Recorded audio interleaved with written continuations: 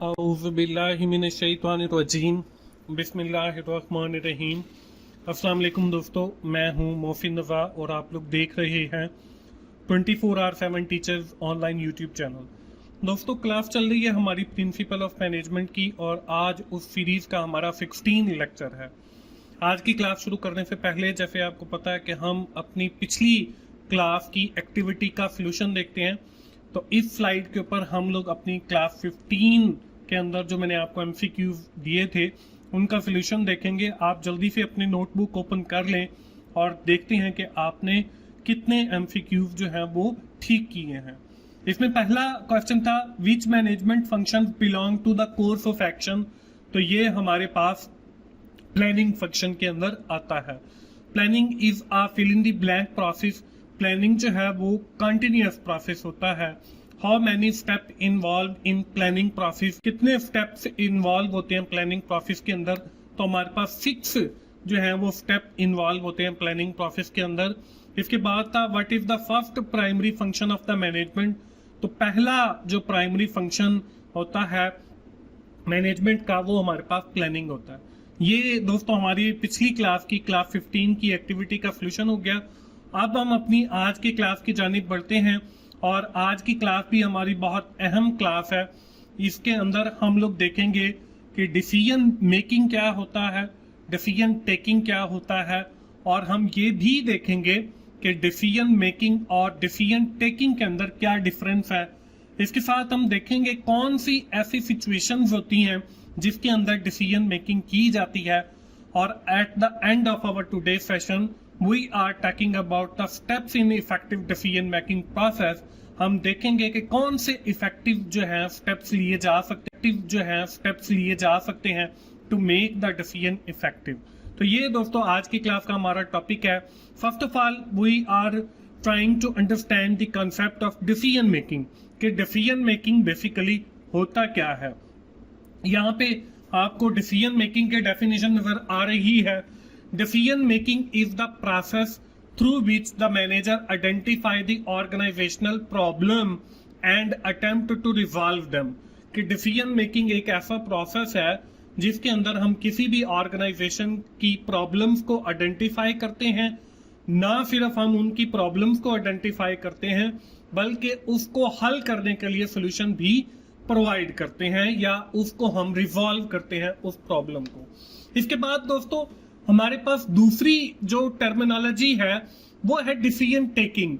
तो अब हम देखेंगे कि डिसीजन मेकिंग और डिसीजन टेकिंग के अंदर फर्क। सबसे पहले वही डिसीजन मेकिंग है। Decision making is the process of thinking and choosing the best option when you have to make the decision.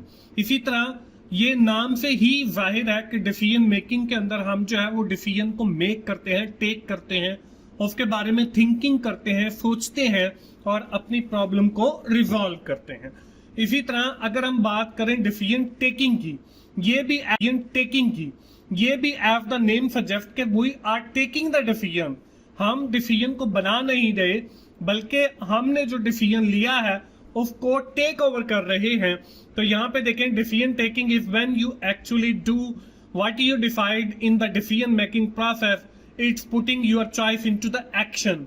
कि आपने जो डिसीजन बनाया है अब हमने उसको एक्शन के अंदर कन्वर्ट करना है या उसको इंप्लीमेंट करना है। तो that is the basic difference between the decision making and the decision taking. इसके साथ ही हमारे पास कुछ और भी डिफरेंसेस हैं, हम उनको भी बारी बारी देख लेते हैं। पहला जो है decision making is cognitive and analytical process. कि ये एनालिटिकल होता है, कॉग्निटिव अकल पर मबनी होता है कि हम अब सोच विचार करके उसको सॉल्व करते हैं। On the other hand if we are talking about the decision taking is an action oriented process. कि हमने जो डिसीजन मेक किया है उसको हम एक्शंस के अंदर कन्वर्ट करते हैं या उसको इंप्लीमेंट करते हैं। इसके बाद decision making typically occur before the actual action taken place. कि हम जो एक्शन लेते हैं उससे पहले जो है वो डिसीजन मेकिंग की जाती है। Decision taking occur when choose course of action is being implemented. कि जब हमने कोई कोर्स ऑफ एक्शन को इम्प्लीमेंट करना है तो then we are talking about the decision taking. इसके बाद आखिरी जो इसके अंदर डिफरेंस दिया गया है वो ये है कि decision taking focuses on evaluating alternative and choosing the best course of action या बेस्ट अल्टरनेटिव या बेस्ट चॉइस, कि हम डिसीजन मेकिंग के अंदर बेस्ट जो ऑप्शन है उसको सेलेक्ट करते हैं। इसके बरअक्स अगर हम डिसीजन टेकिंग की बात करें तो decision taking focuses on putting the selected decision into the practice or executing or implemented or into the course of action, तो इसके अंदर हम ये करते हैं। तो ये बेसिक कुछ डिफरेंसेस हैं between the decision making and the decision taking. इसके बाद दोस्तों हम कुछ सिचुएशंस होती हैं जिनके अंदर ये डिसीजन लिए जाते हैं। तो यहाँ पे दिया गया है decision making situations. Decision making situations differ according to the types of problem that must be handle, कि ये सिचुएशंस पे या प्रॉब्लम्स पे डिपेंड करता है कि वो प्रॉब्लम किस नेचर की है, तो फिर ही हम उस सिचुएशंस को समझ सकते हैं। नॉर्मली हमारे पास दो किस्म की सिचुएशंस होती हैं व्हेन वी आर मेकिंग और टेकिंग द डिसीजन मेकिंग और starting the decision making process. तो इसमें जो पहली है वो है सर्टेनिटी, कि यकीनी सूरत हाल। Certainty is a situation in which manager can make accurate decision because the outcome of every alternative is known, कि हमें पता होता है कि हम जो भी करेंगे उसकी जो है वो ये आएगी। However, this is not characteristic of the most managerial decision, और ये कोई most managerial decision के अंदर इसकी characteristic नहीं आती। इसके साथ ही हमारे पास जो दूसरी सिचुएशन है वो है अनसर्टेनिटी की सिचुएशन। अनसर्टेनिटी गैर यकीनी, कि आपको पता नहीं है क्या होगा।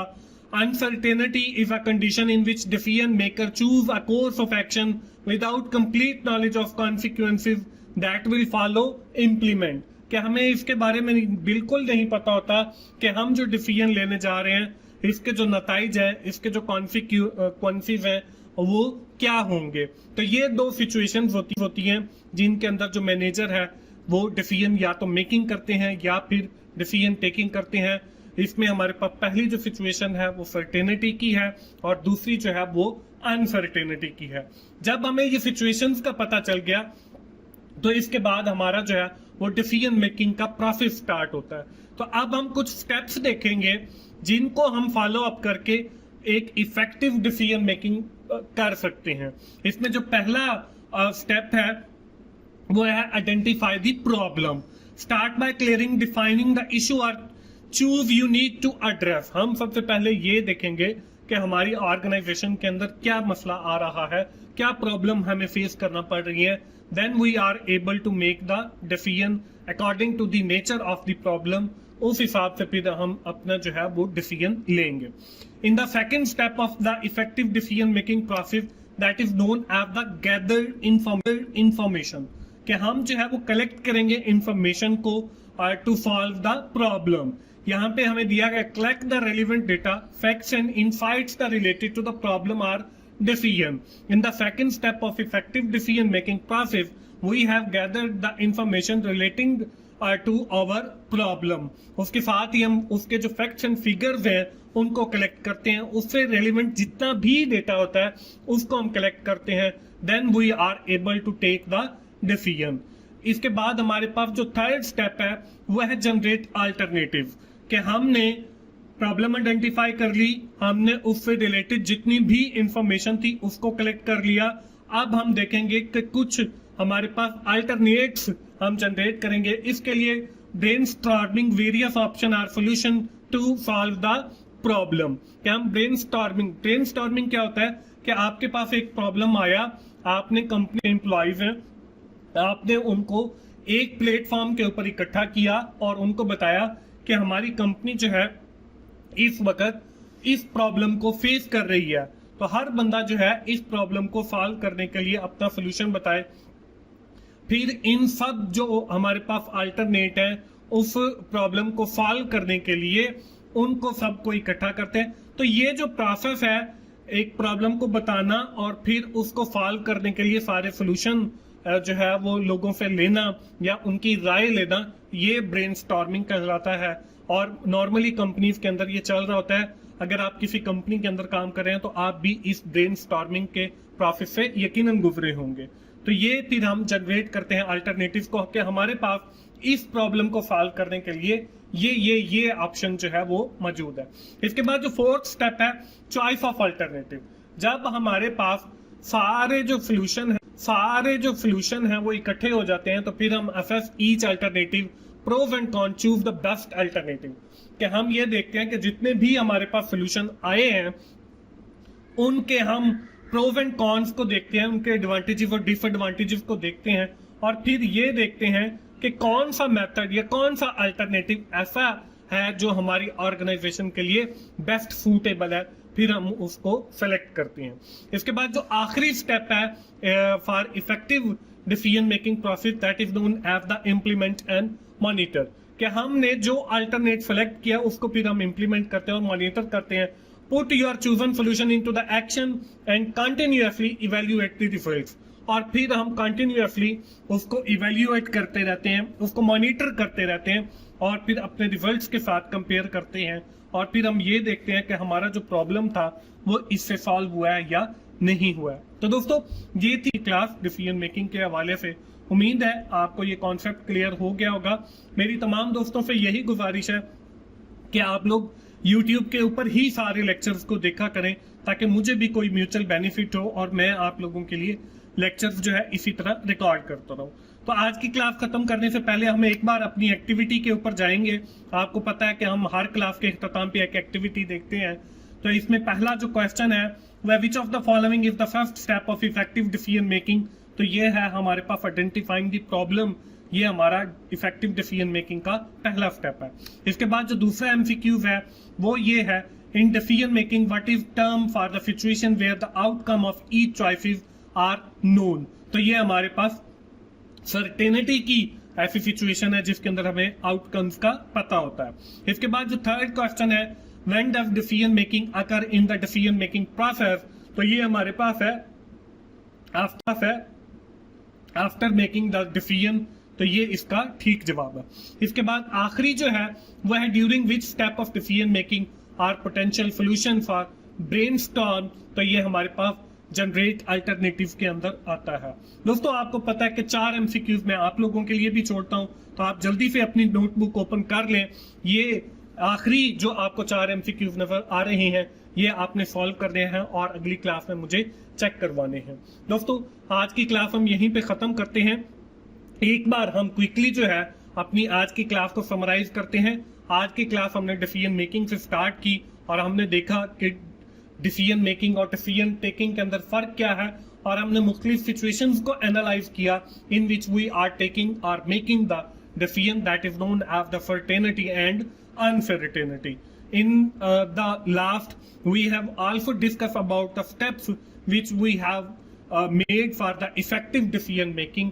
और इंशाल्लाह हमारी जो है डिसीजन मेकिंग क्लास आइंदा भी जारी रहेगी और अगली 1-2 क्लासेस जो है वो हम डिसीजन मेकिंग के ऊपर ही बात करेंगे। आज की क्लास हम यहीं पे ख़त्म करते हैं और आखिर में मैं यही कहूँगा कि अगर मेरी वीडियोस आपको अच्छी लग रही हैं तो आपने लाइक कीजिए, अपने दोस्तों के साथ शेयर करें, कमेंट करके फीडबैक भी दिया करें और मेरा चैनल 24/7 टीचर्स ऑनलाइन सब्सक्राइब कीजिए ताकि मेरी हर आने वाली वीडियो आप लोगों तक पहुंच सके और आप उससे सीख सकें। दोस्तों मिलते हैं अगली क्लास में, उस वक्त तक के लिए